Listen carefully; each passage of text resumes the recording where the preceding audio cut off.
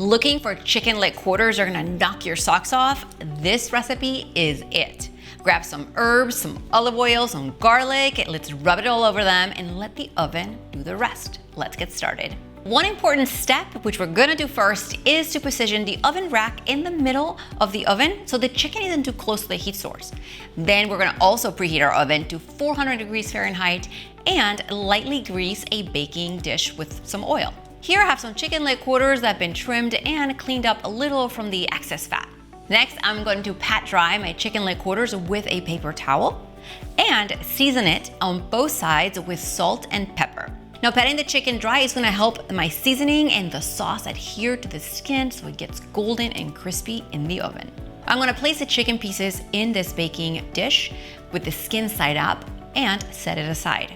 We're gonna make our sauce. Now, you can make this garlic herb sauce with fresh herbs or dried herbs, and I'm gonna leave the measurement right below the video for you so you can use what you have on hand. I do start with some olive oil, and then I'm gonna add some minced garlic, or you can grate it.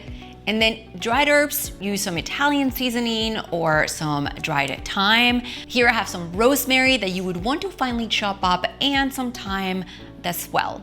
Finally, I'm gonna add some lemon juice. I love citrus with chicken, and let's combine.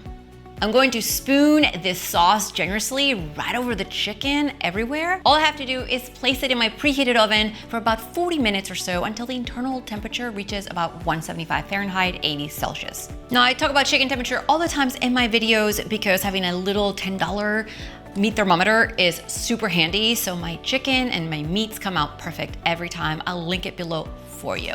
I'm about to take the chicken out of the oven, but before I do that, make sure to give this recipe a thumbs up if you love simple home recipes like this one so I can make more on my channel for you.